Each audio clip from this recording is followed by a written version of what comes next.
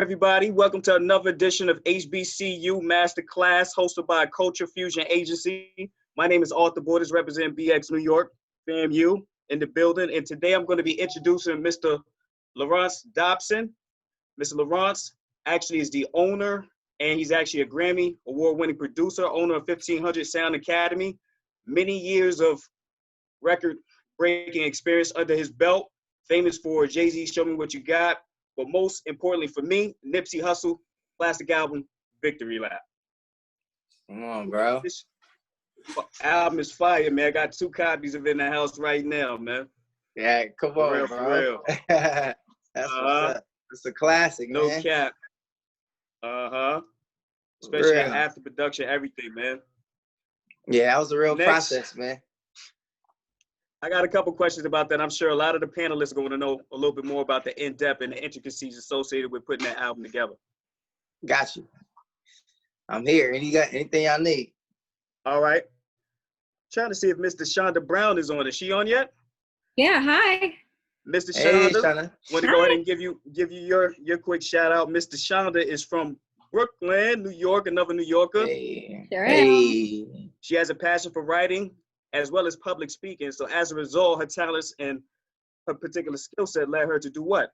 Work with many different organizations, but also most notably Revolt TV. So Amazing. Ms. Brown, what she does as well as she's an activist for mental health awareness, and she operates outside of the NYC area as well as the DMV area. So Ms. Brown, I'm going to turn things back over to you, and hopefully we get some classic stories, a lot for help and insight. Absolutely. Well, hi, everyone. I'm super excited to be here, especially as an HBCU alumna myself. I went to Spelman College. I'm repping from my dad, Morehouse. So this is super exciting for me. I had to jump on this opportunity, and I'm so excited for all the gems that are going to be dropped in this conversation, because I know that there's a lot to learn within our community. There's so many resources that we haven't even tapped yet. So I think that conversations like this, especially for Black and brown people who are pursuing entertainment industry related careers. So I'm super excited for this.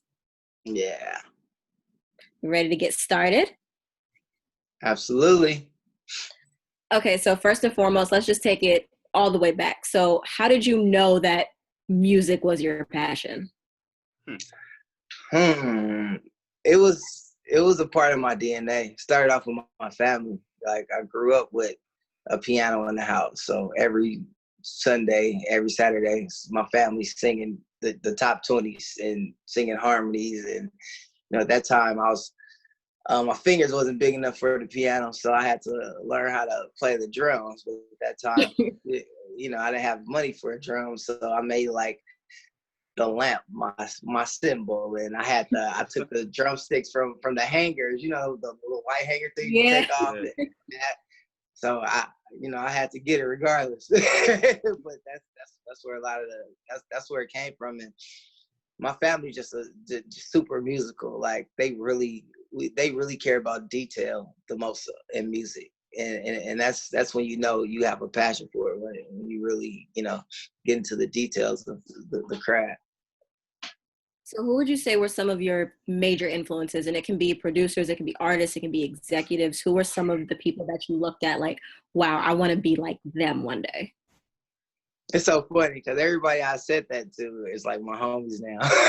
So it's like, when I started, I wanted to, of course, Dr. Dre, Battle Cat, Just Blaze, Quincy Jones, Gamble and Huff, who created the Philly sound.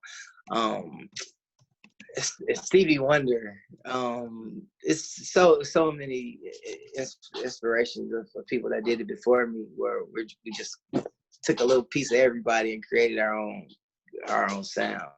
But I look up to people like, that's on the music side, but I like to study all the greatest minds in the world, so people like Peter Drucker, and I don't know if y'all know who Peter Drucker is, but he created brand management, and it's just all the greatest minds. Like, I really like to understand the why and how things happen. So I just like to get in the detail of stuff like that. But so fast forward to continue. No. Of course, family and friends. Like those are that's who I really look up to. The people closest to me. I hear that. Mm-hmm. So fast forwarding to when your career like first started to take off, how did your career as a producer, start? And what was the first major project that you worked on that took you to that next level? After high school, I graduated and I went to West LA College for one semester, and I ended up being smarter than my teacher, so I quit because he was asking me questions, and it got to a point to where I met this guy named I was friends with this dude named Terrence Martin. I don't know if y'all familiar with him, but he's a super producer. He works with everyone from Quincy Jones to Rihanna. We actually got a Grammys together. We did Kendrick Lamar's Pimp a Butterfly album together. Yeah. So I got started doing that. He gave me opportunity to be. I was his driver at the time because he didn't have a license, and he was playing for Snoop Dogg on tour. And at this time, I didn't have no money. I was just a driver. So he was like, "Yo, if you take me to the show in Lancaster, you might be able to get on the gig because the keyboard player might not show up because he might miss his flight." So I was like, "All right, I'm out of here." So I took Terrace, and 5 minutes before the show, he didn't show up. So I had like 6 keyboards looking at me and on that screen. And Terrace gave me an opportunity. He was like, "Yo, he ain't here. Let's go." And no rehearsal, no nothing. The first song was Murder Was the Case. Thank God I grew up off of Snoop music and understand, that era of funk. And we did it. And as soon as I got on stage, Snoop took me in the room and asked me to go do like 4 world tours with him. And that helped kind of change my life and open the doors to where I was able to tour around the world. I got like 3 field passports. So I've literally toured around the world at least 10 times and met so many people and people from like Princes to promoters to prime ministers to just being around people like that. It just teaches you how to master emotions. And that's a secret to life, to like, if you can know how to deal with every emotion of people and know how to and stay in good favor with everybody, where it's called favor publicity. Favor publicity is when like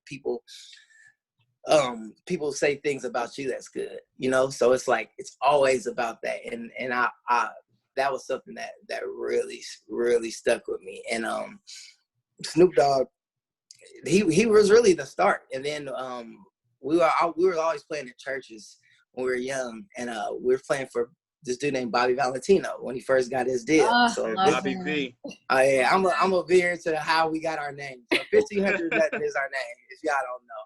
Right. So we were super broke, playing in different churches, and we was playing the first day, and me and Bobby, we met Bobby Valentino on a church gig, and at that time he was getting his songs on the radio. That song "Slow Down" that was buzzing, right. And he asked us to be his band. So we was doing a bunch of free rehearsals. And at this time, he was bringing girls to rehearsals. He started wearing Rolexes and chains. So, and we were still broke. So he asked us to do a showcase, and I'm like, well, he was like, "Yo, can y'all do our showcase for Def Jam so I get our deal?" I was like, "Well, look, man, we've been doing these rehearsals. You don't have to give us $1,500 or nothing, nigga. It's a 5-piece band, $300 a pop." And we did it, and we literally started a musical gang right then and there, created a handshake. And one of the parts, what's unique about our band is everyone is it's like a band full of producers. Most bands are full of musicians, but we're like really, really good musicians, but we're real producers. So just imagine, like, it's just a different feeling because we understand space and how to stay out the way and how not to be selfish in music terms. And it just changes the game. So by us being able to do that, everybody kind of gravitated to us as a band, and we became like everybody's favorite band from all genres, from Soul Train to TV shows to Jay-Z to Snoop to Rick Ross to Beyonce. Yep. And that was one of our things, to where I could switch on any instrument. So sometimes, like for 444 tour, I played the percussion with Jay-Z, and then I'll switch to drums, and then I'll switch to keyboard, and everybody's so talented. That's kind of what separates us. And, you know, it's pretty tight. So speaking a bit more about what you mentioned earlier about opportunity, a lot of people sometimes ask me, I know that they ask you and Arthur and Monique from time to time, like, how did you get to where you were and what is it that you did or what's that magic key? But we all know that it's more than just waking up one day and somebody just gives you the dream career that you've always wanted. Like, it's always about the work ethic you put in. It's always about it's about being at the right place, the right time, who you know, what you bring to the table. So Absolutely. what advice would you give to anybody that's listening and anybody who's watching about trying to find that right opportunity and keeping those special relationships going and fostering so that you can be where you want to be? Well, I feel like whatever you want to do, you have to master it. A lot of people do a lot of things and don't really master it.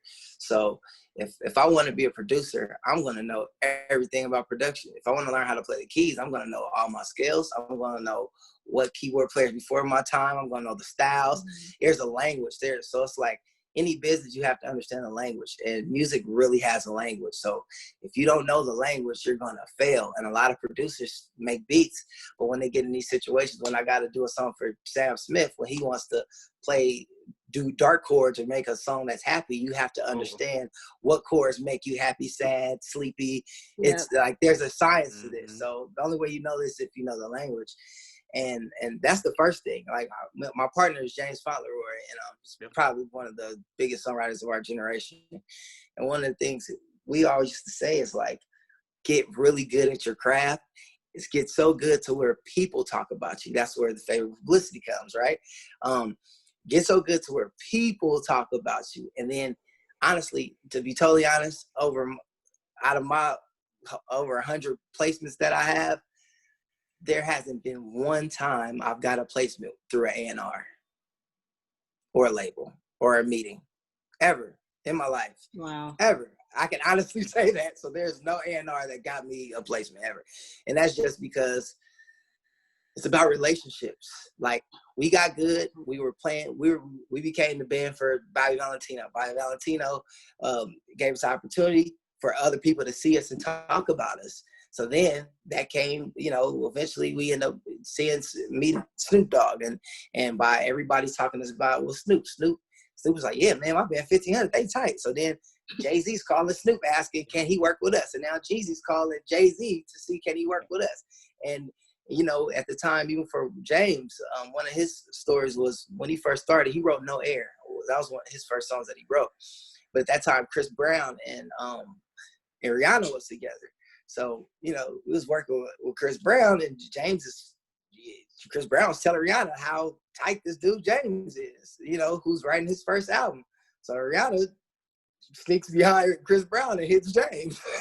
And now James has been on every single album that Rihanna has done. So it's like, and then because of Rihanna tells people that we're tight, Beyonce worked with us. And it's just, we don't the thing is, I gotta recommend a book. This guy named my partner, Brandon Engine. He's one of the smartest people in the world. He's a branding expert. One of the books that I think you guys should all study, not just read it, but read it to know it, read it to teach it. It's called The 22 Immutable Laws of Branding.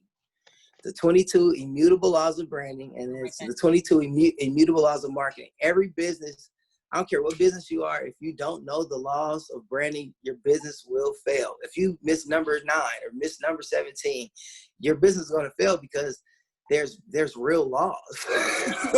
like you can't get past the laws. So if you really know that, that'll give you a head start on this whole world, as far as like knowing how to create your brand and having a brand that means something and that has some type of empathy towards it, so where it's helping people. Because it's like, people say they're brands, but half the time they're just logos. Like, people don't even know what a brand really means. you know what I mean? Like, it's just a logo. So, but it's very hard for a human to become a brand. It's so hard for a human to become a brand, because if you really think about it, humans, we switch up. Sometimes we're emotional, sometimes we're not.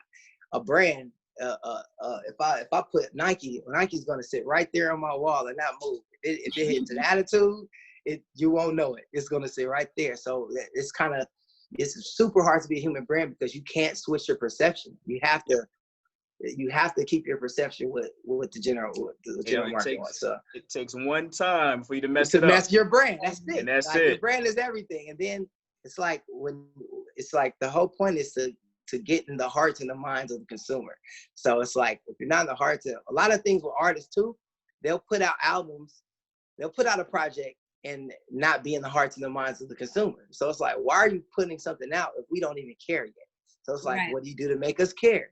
It's a word called disruptive innovation. This is, you guys should look up this guy named Clayton Christensen. Clayton Christensen was the guy who created the word disruptive innovation. And he's a monster. So, and there's another book called The Blue Ocean Strategy. And that kind of helps you understand how to like separate yourself from what everybody else is doing to stand out. It's kind of like if you see 1,000 red goats, and then if you see one blue goat walking slow, which one are you going to remember? The blue goat, of course. So it just really like explains how to really separate yourself from everybody else to where you can, resonate with whatever product or whatever you have. And last thing about branding is you should have a brand promise. Like every brand should have a brand promise. So that's like if it's FedEx, if I say FedEx, the first word I'm going to think is overnight. Right. So if you say, if your name is Chris, what's your brand? Like what is your brand promise to us? To where when we say your name, we know we can, like we have to have something. We got to have something to go by of a perception.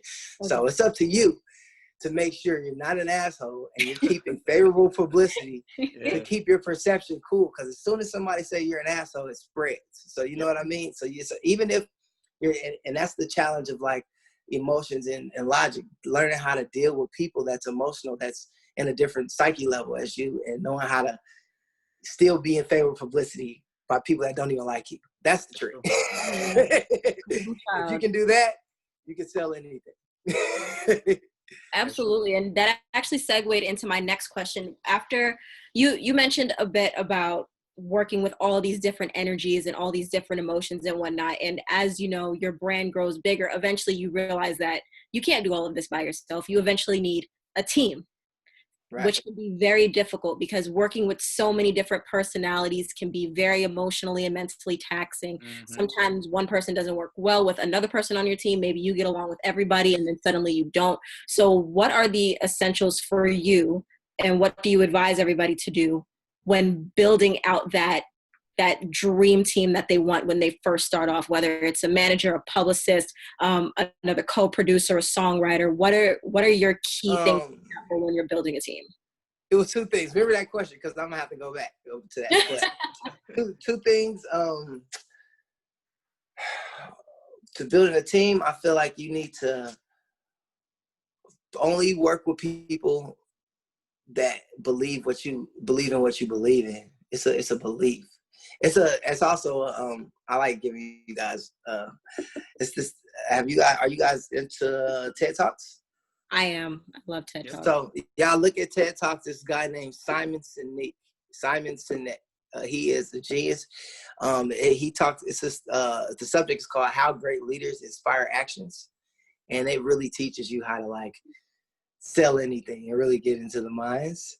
And what was your question? Because I wanted to answer that too. I just don't want to forget. No, it's cool. We I can see for everybody when I say we love all the gems that you're dropping. Please continue. But I was asking, what do you look for when you're building out a team? Oh yeah. It's really just people that believes in what you believe in, and I don't hire or work with anybody that treats it like a job. That says, yo, at 5 o'clock I'm tired, I gotta go home. Yeah, if the job's not done, just finish the damn job. You gotta really care about it more than you gotta care about it more. And that's what separates you from, I call it the weather changers or weather reporters. You know, either we're gonna be the weather changers, or we're creating what's next and creating what's happening, or we're gonna be the weather reporters and be like everybody else on Instagram that's talking about what's happening. So it's like, we need to be the people that's around the corner, that sees around the corner before they even get there. So yeah.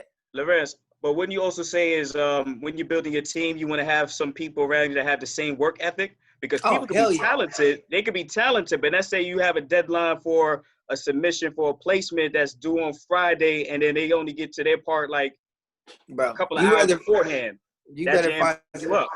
you better find somebody with a great work ethic Yep. that can keep up. And is it other than, I mean, I really find somebody with a better work ethic and teach them. Right. Exactly. An asshole that's good that might not finish the job. That can make or break you. But I also think that one of the things that we teach in our school is, I mean, I'm unemployable. And I try to teach everybody around me to be unemployable. That means not have a boss. Right.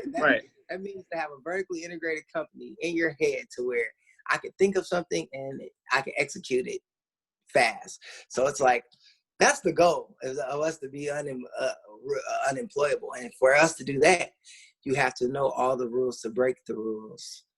That's very hard to do. You have to understand psychology, science, emotions, how people think, body language, what makes the why of everything, what makes people buy things. It's so much you got to understand the rules before you can really like shift culture, you know?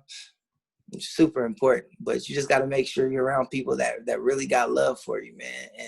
And that love that's passionate about what you're passionate about. Other than that, you're going to waste your time half the time hiring and firing people and arguing with people that's not on the same vibration level. You got to make sure anybody that's around you, you got to understand their psyche before you give them any attention. Now that means if, you know, just imagine, like, say if I'm, it's analogies. Say if I'm in 12th grade, right? Right. In my brain, my brain level is 12th grade. I'm alumni, I'm smart. But then it's a lot of adults that's dumb. Like there's a lot of adults people that look like adults that has kid brains. So Right. you have to understand everyone's psyche. So if someone's emotional, someone doesn't know how to control their emotional reaction, you have to know that before you even deal with them. So as soon as they do something stupid that can take you off of your target, or a speed bump that can slow you down from your target, you either got 5 seconds, 5 minutes, or 5 years to act like, I usually curse, but I'm not gonna curse on here because this is cool. But to act like an asshole, right? So it's like, the thing is, I take 5 seconds. Anything that can happen, anything that can go wrong, anything that's just the worst thing ever, try to get to 5 seconds. Take a deep breath and let it go, because the more you spend on the speed bump, the more you have that's time lost, and you have to regroup. And it's like, we all got a target. We're all trying to get somewhere. So it's like, are you gonna go through a speed bump or a brick wall? Like some people got a brick wall in their face. They don't even know how to get over a speed bump. And it's just the difference between emotions and logic. Like that's so important to me, that I really like everyone to really understand. It's like any conversation you have with people, you're either going to give an emotional answer or a logical answer. And it's up to you in the level grade that you're in to be able to know, like, okay, if this guy's in 3rd grade level, if he's super emotional, you're not going to argue with a real 3rd grader. So talk to this person like you'll talk to a 3rd grader respectfully, to where they still like you in the end. And because when you leave the room, your brand stays. Absolutely. So however you leave that room is what your brand is. You always want to stay in favorable publicity. Absolutely. And shifting gears a bit, like I want to talk a lot about 1500 Academy.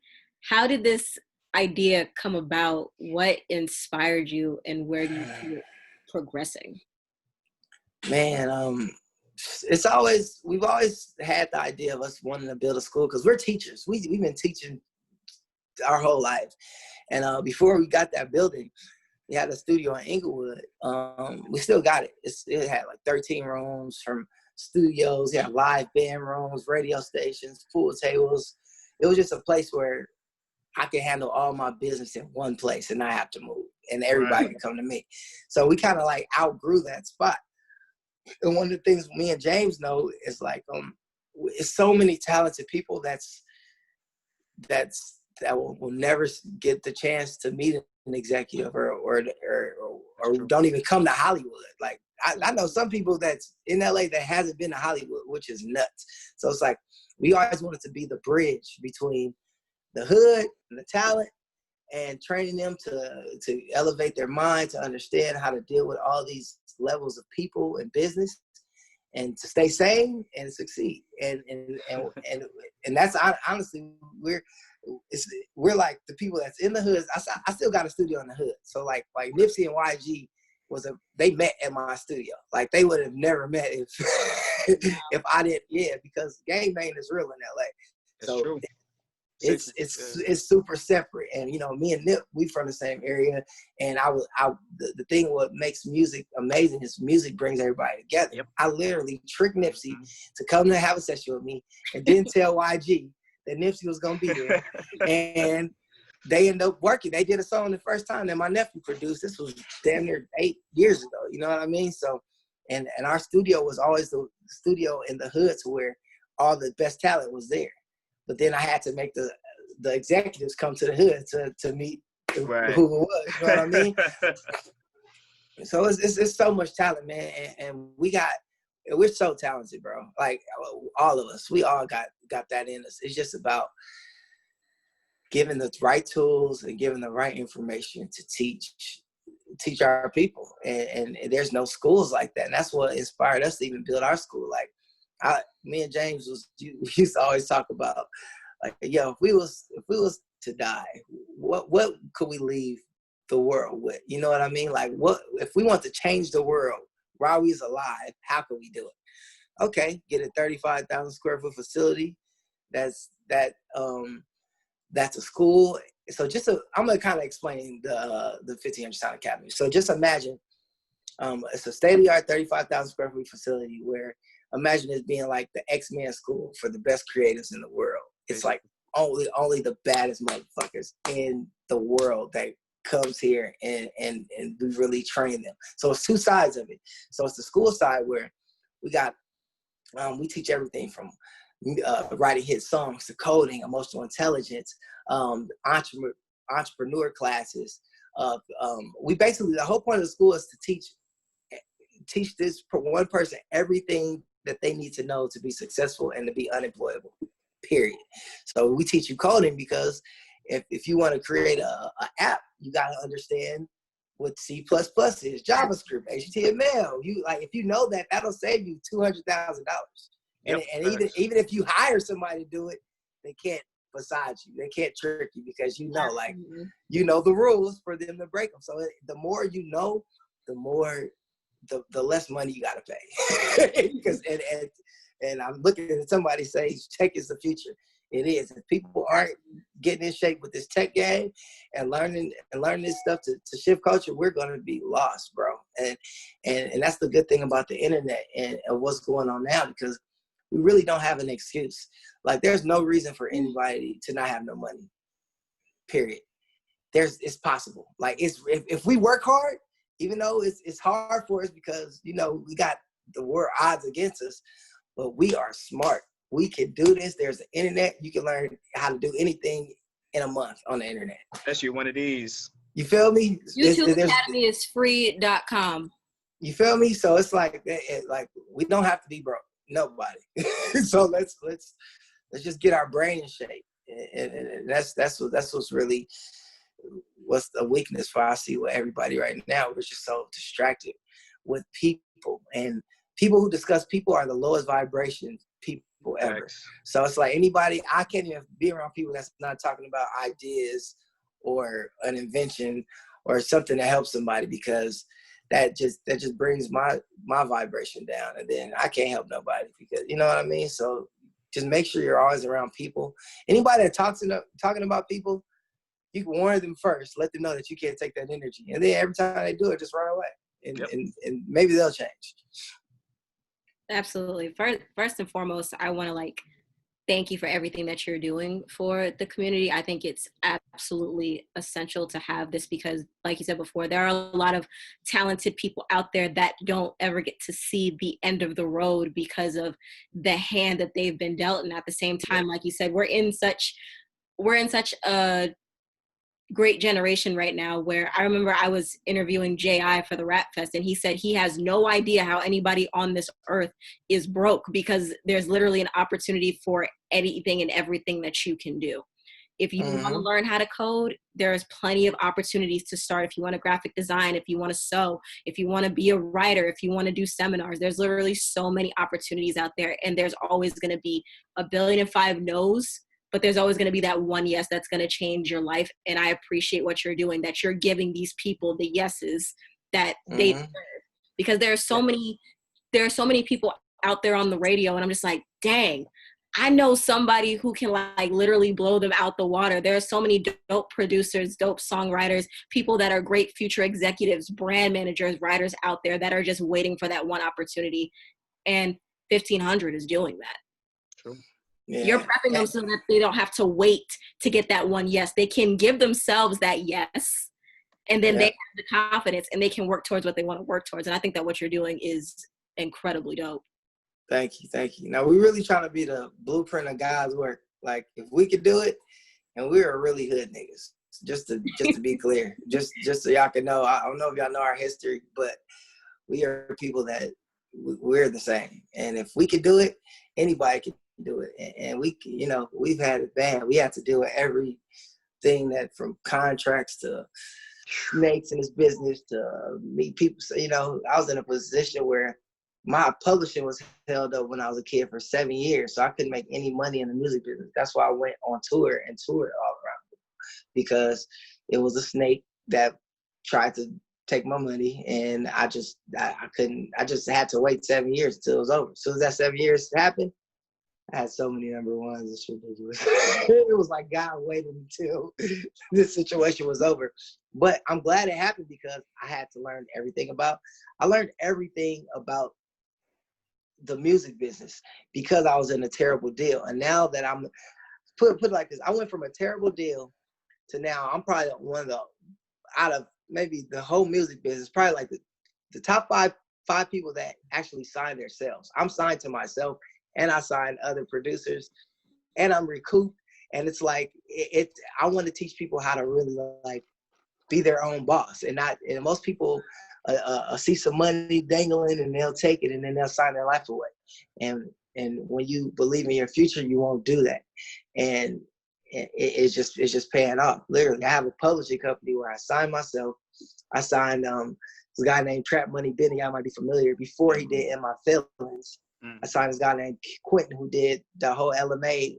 I mean, I did Boot Up for LMA, but I hooked him up to do Trip and all the other songs on the album. And I got all these different producers to where now they can sign people, and we're just training people just to become unemployable, because it sucks having to listen to somebody. Like, it's the best feeling in the world and honestly, everybody can. I feel like there's so much money out here that everyone can get from, even investors and venture capitalists. Like, y'all should start doing more research on venture capitalists and investors, because it's like, one thing I see what our Black people don't do is put in the work first. Like, we'll say, like right now, if I was to say, hey, I love your attitude. I think you're amazing. I got $20 million I have to spend on the tax write-off. But what you got? If you got something that can go for my $20 million in tax write-off right now, is anybody that's on this thing right now that has a financial model, a deck, the whole plan of if it's a store, you got to know how many employees is going to be there, who's going to be there, what time is going to be over, how much you're going to make in the next 5 years, 10 years.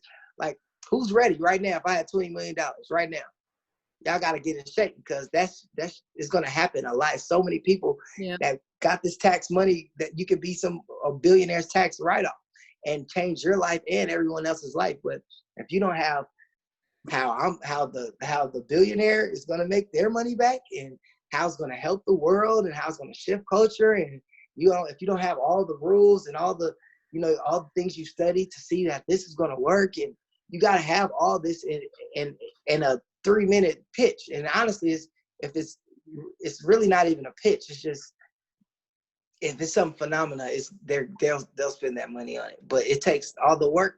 Is free. Like, it just takes you sitting there writing it down and learning how to write decks. And then like literally, I know somebody that, this is my last quick story. I know somebody that's literally told me he learned JavaScript, HTML, and C++ in 6 months, right? He learned it himself. He got funding for $500,000 for his company for that year. Built it up for another year, and he just sold it for $70 million. And all himself. It's all his money because he said he learned JavaScript, HTML, and C++ with his vertically integrated idea. And he just took one person that he knows that thought it was a good idea, gave him that $500,000. He built it up more, and now he just sold it for $70 million. And this is a 3-year. So this guy got $70 million in 3 years. Right. 3. What the hell are we doing? What are we doing? What are we doing every day? Get off Instagram. Think of something. Think of something. Think of Instagram. All facts. Like think of an Instagram. Think of how you could, like, it's just so many ways to make money now, and not even just about making money, to like help our culture and enlighten our people. And so many, it's time for new markets, new words. Like I don't even want to say label. I'm about to create a new word for label. You got to do everything new. And because this is the time, when the world starts over, this is the time to really make your mark and have a mark on this world to where you're part of a change. Facts. I agree. I tell my mentees all the time that thinking of ways to make something better is already in the process. Like thinking of ways to make Instagram or Facebook or Twitter and all that stuff better, their team's already doing it. That's why they have a team. Your job is to make something bigger and better and more innovative. Because the next way to improve all these platforms is already in the works. We just don't know it yet because they haven't released the press release on Adweek and all that stuff.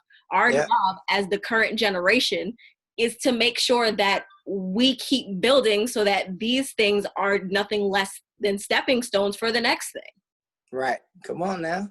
I'm just saying, like, all these things are because of other things. I wouldn't be here if it wasn't for my mother, my grandmother, and all that stuff like that. Right. What we have to do is we have to take what's been given to us and not continue to work on it. Because guess what? If you keep rebuilding a house, you've done everything that you have done for the house. Now it's time to move out the house, build it from scratch. That's right. And then, just keep going and keep going and keep going. If you keep worried and being fixated on this one little thing, all the ideas are going to run out, and then you're going to run it to the ground. It's like having a car. You can keep repainting the car, but guess what? After a while, all the colors that you ever wanted are going to be done. You're going to have all the rims. You're going to have all the different types of tires. You're going to have all these changes to the engine, but you're going to get tired of it. So guess what? You got to get a new car because you're going to outgrow the car. People are going to outgrow all these platforms that we have. People are going to outgrow all these companies that are currently going on. You have to think of new ways to be innovative and new. I don't get hired for freelance opportunities because I want to make their company better. I get hired because I see what they're not doing, what I'm currently doing, how it compares to what they're doing, and how what I'm doing that's completely different from what they're doing can be integrated into what they're doing. People are looking for these new ideas all the time. They don't care that they don't care that you can market something better. They don't care that you can sing a little better. They care that you're doing something that they've never seen before. And as somebody who's 24 years old, like I'm saying to everybody who is on this right now, who's currently in school, as somebody who recently graduated from school almost 4 years ago, it's our job to bring something new. Everything that's already been done has already been done for a reason. That time has passed. Mm-hmm. You're right. Only thing that I remember somebody always used to tell me, the world will only remember what's first. Yep. So if you're not first in your category, create a new category. And that's in that book, 22 Immutable Laws too. So y'all should really get that. It's a bar. Oh, believe me, it will be on my way on Amazon. There it is. I'm a huge believer in reading and high vibration. So all right, cool. We on the same page. We on the same page.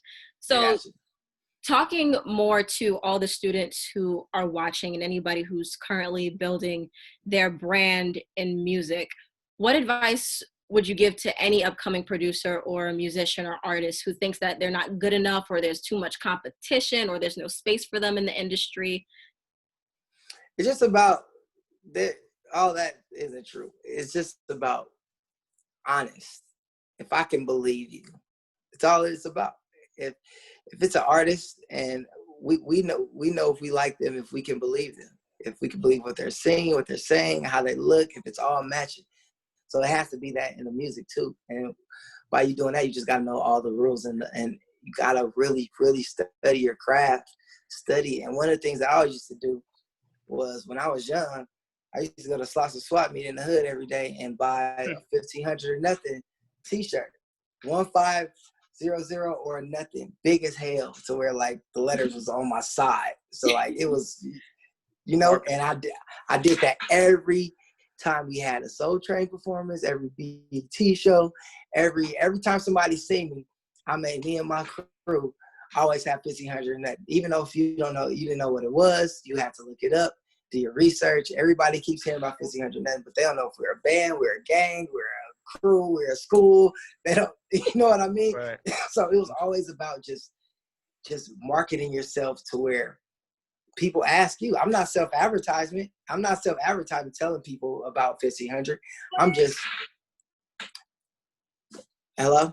I'm literally just doing my job and being really good at what I do. And when people come to me, then they get the 1500 experience. And I always, even when we started, I was making DVDs every day. So of all of the things that we've been doing. So I've been filming and content is very important. Yep. I literally been filming everything since we started, from us making Show Me What You Got to our first tour. So I have all this footage and working on documentary too. But that's very important, man. You guys got to document everything because it'll mean something later. Yep. And people want to pay you for this later because you never know how your life's going to turn out. You could end up being the president, and they're going to do a documentary movie about your life. So you got to be on deck with the content. It's very important. If my life is a documentary, I hope Keke Palmer plays me. I love her. Oh, no. I'm just saying, I love her. One of my last questions is, how does a producer stay current with their sound after working in the industry for like 5 or more years? Because, you know, music is always changing, and we've seen it in shifts from the 70s to the 80s to the 90s to the early 2000s to the 2010s. So how would you suggest, you know, that staying with the times and relevant type of thing? The only way I'm really surviving is because I know how to play instruments, and I know all the languages, and I know all the rules. Mm-hmm. For people that don't know the rules, you can only get so high. Yep. So the fact that I could produce Roddy Ricch album, I just did Trippie Redd's whole entire album 3 days ago, and you could do a boot up for LMA, and then a Justin Timberlake country pop record with Chris Stapleton, and then get a Grammy with Maluma, who's a Latin artist. It's all the same. It's all church chords, bro. Yep. It's all me playing in church, learning chords, rehearsing, and it feels. I mean, thank God I learned it now. It's like a piece of cake, and everybody thinks it's so magical, even though it is, because everything I do comes from God and it's spiritual. So you know that's another thing. Some people force it, and they try to force it and don't know the rules. It's like before you can let God in. For real, and for him to for the spirit to just come out and do that, you gotta at least put in that work to know the rules for it'll be easier for him just to come in and you don't have to think. Because the fact that I know the rules and I can play and I can close my eyes, I can feel it more. I can pay attention to the feel more than me being technical and not knowing, not hitting the right notes sometimes. You know what I mean? So it's super spiritual. I recommend y'all pray before y'all work, and it'll come. Like one of the things for writer's block, I've never had writer's block. Writer's block doesn't exist for me and my friends, only because writer's block is an emotional thing. Like, you can't think of nothing because you think it's not good enough, or no, it's just a song. Just write the song, finish the song. You can write another song. Like, it's not that serious. It's just about finishing the song and getting better. And then when the song's done, you can go back. But I don't, like my friends, we don't come out the booth until the song's done. Yeah. Like we're real professional. It's just serious. So it's like a lot of times people ain't finishing songs, and it's like you can't do that. We take it really seriously, for real. And my last question, it can be anybody who is, God rest their soul, not living, or anybody who's upcoming, or anybody who's currently on top of their game. Who are some of your dream collabs that you haven't yet collaborated with or haven't had the chance to? Dream collabs, man. It's so crazy, but I almost work with everybody I wanted to. Like, God is so good. I mean, I missed my Tupac era. I definitely want to work with Tupac. Tupac, Stevie Wonder, Frank Sinatra. I always want to work with him. Okay. Sam Cooke. Like, it's a lot of people that's not here that it just would have been amazing, Donny Hathaway, can't miss Donny. Yeah.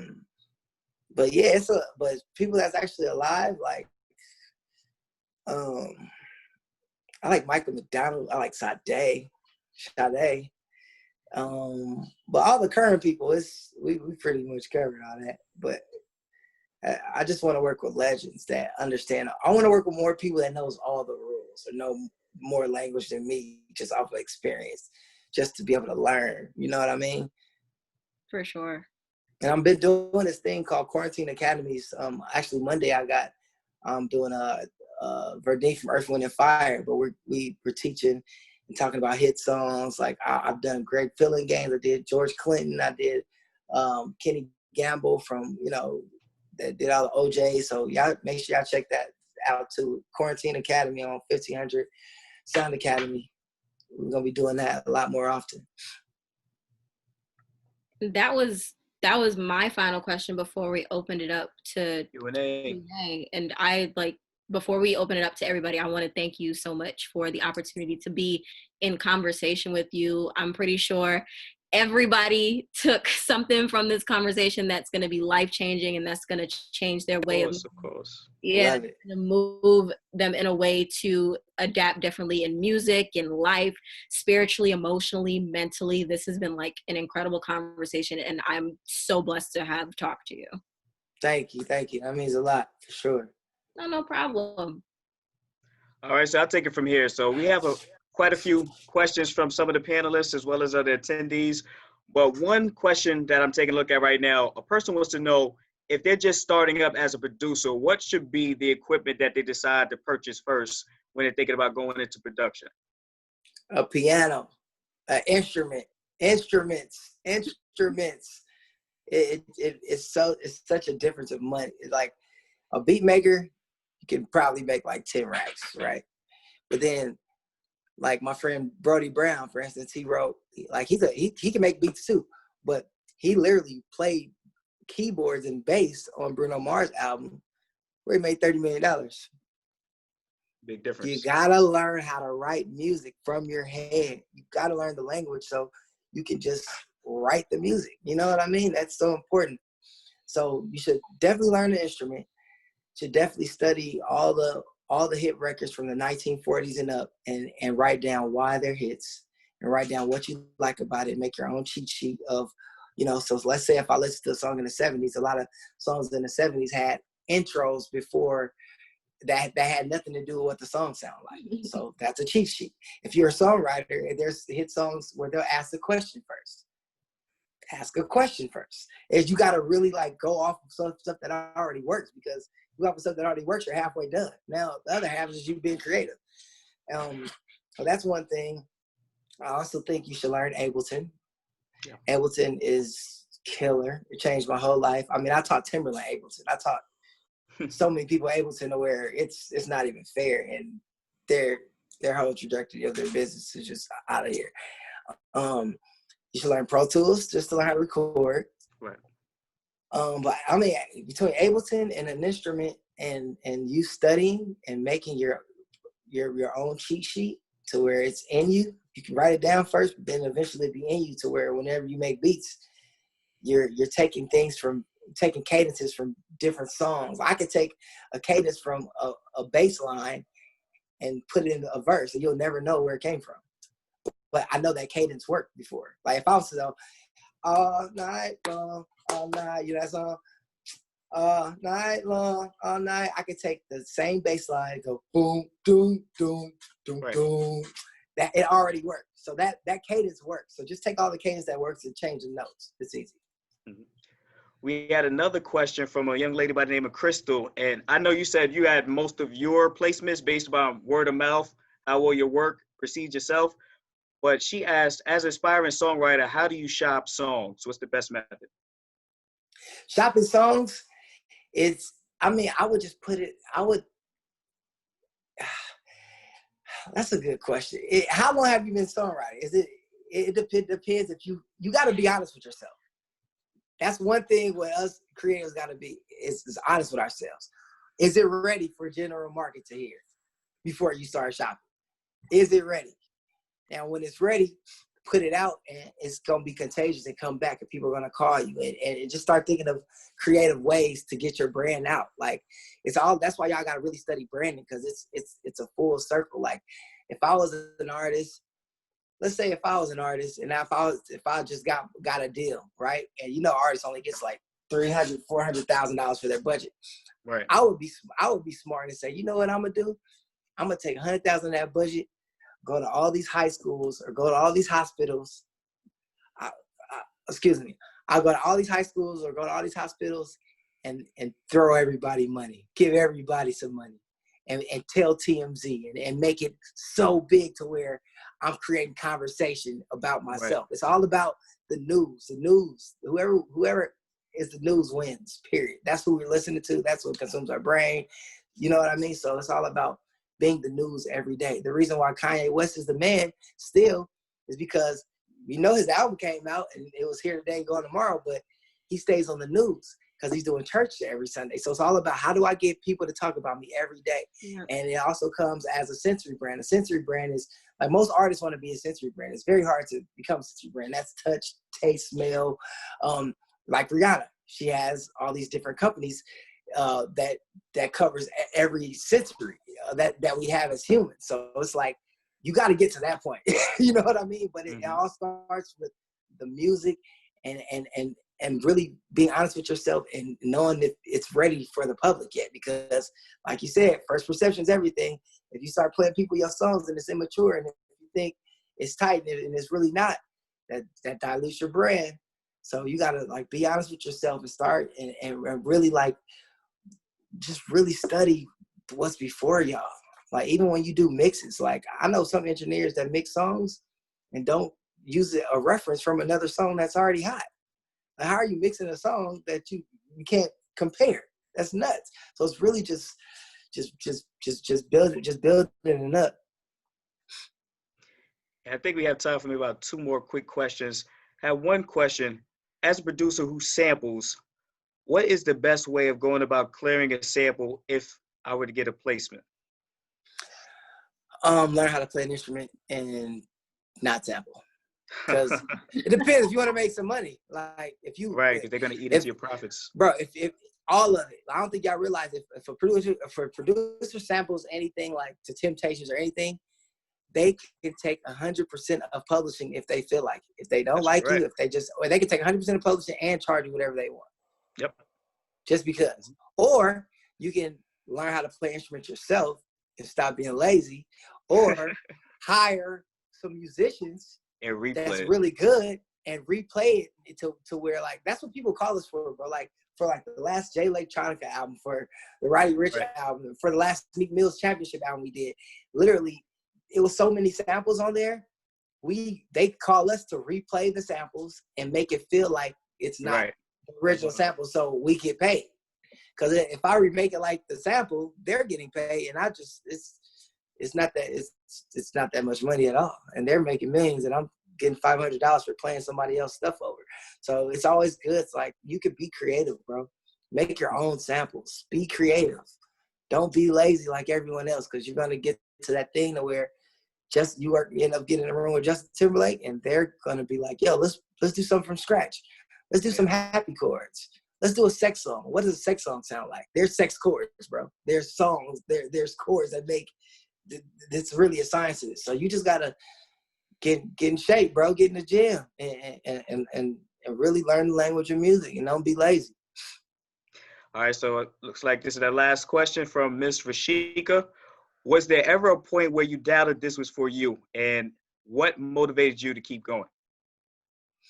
I never doubted it's for me, just because, well, my brain is weird.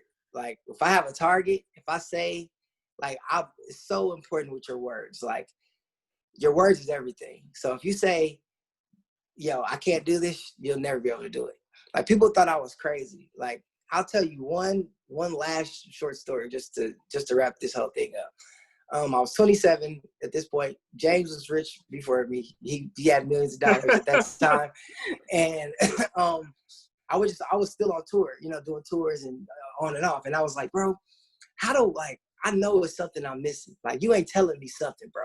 Like, how do I do? He's like, you really want to know? It's like, because most people don't really want to know how to become successful. I was like, all right. He's like, what do you want? I was like, I just want to be rich. He was like, nah, it don't work like that. You have to be specific. And I was like, all right, well, I want $100,000 within the next 4 months. So I got to put it on my screensaver, drew around for $100,000, took a picture of it. Then the next thing he was telling me was like, yo, everything, imagine that guy has a microphone in your throat. So where everything you say, he hears it and it happens. So when you say, man, I'm having a bad day, or I'm broke, or man, I'm fucked up, or man, I'm having anything like that, you're going to have 10 times the worst day. So I start telling people like, yo, I'm rich. I'm rich. I got a driver. And when people ask me, yo, what you doing? Oh, I'm working on my music school. I didn't have no damn music school. I was lying.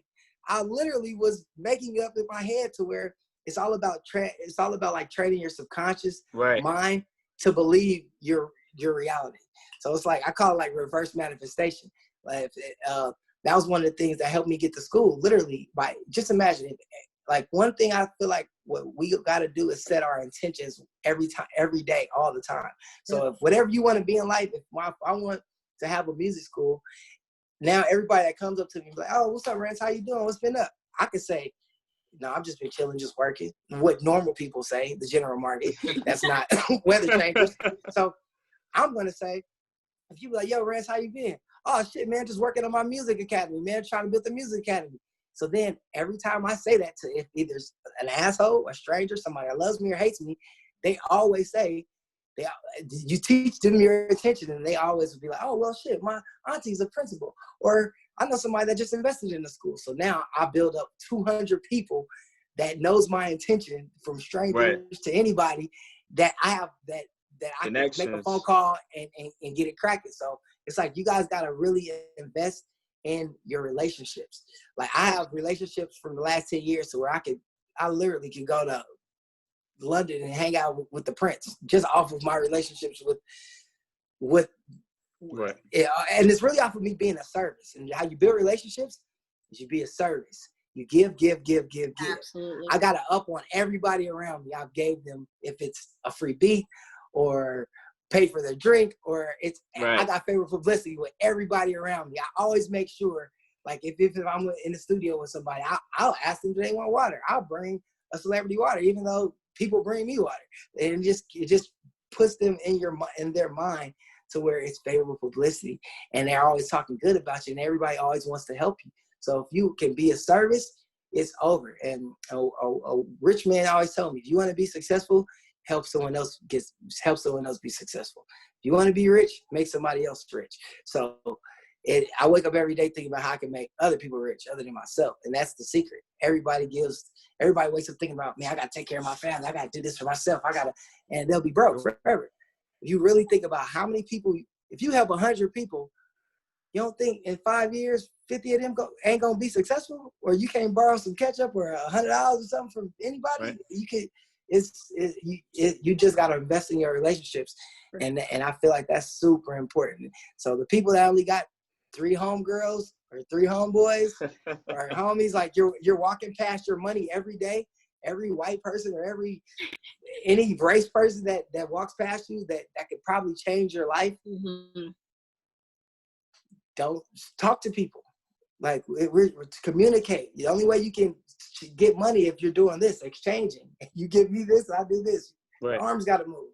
can't do it alone. Can't make money alone. So that's my advice. Mm-hmm. I think it's after 5 o'clock now, so it's about time to wrap it up. Any last words? Try to see if there are any more questions. I think we got it. Oh, one question. That's also one I had too. How would you describe the process for making Victory Lap? Whew. Well, it's a long story with Nip because we grew up. We grew up together, bro. So like, we've been working on we worked on that album for at least 10 years, quietly. Honestly, like, Real Big was the first song I gave Nip to record to.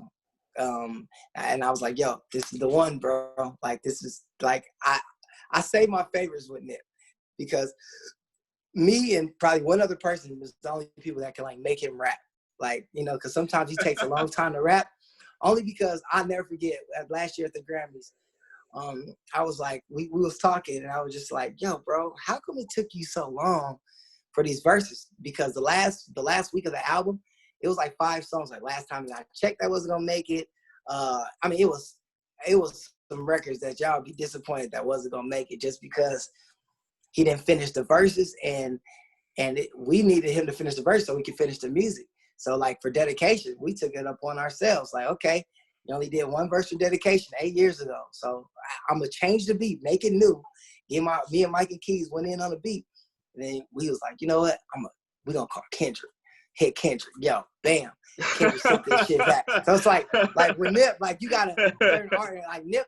So he's so humble. He's not gonna ask nobody for nothing ever. So like, the producers had to be like, yo, you know. So we put the album together, and it was an amazing experience. Nip's one of the smartest people you can ever meet. Like, majority of our sessions is us talking about investments or disruptive innovation or branding, or, you know, one of the things Nip told me that I'll never forget was like, yo, Rance, he was like, man, this before he was kind of even famous. He was like, yo, all I need is 10,000 fans. I'm like, 10,000 fans? He was like, yeah. So I need 10,000 loyal fans. I was like, if I get 10,000 loyal fans to pay $1,000 a year, that's $10 million. That's good money. That's good money. I was like, damn, that is good money. 10 million, like, that's possible. We got 10,000 followers. So if they all pay $1,000, so then I was just watching him, like, with he kept a whiteboard. He always had whiteboards.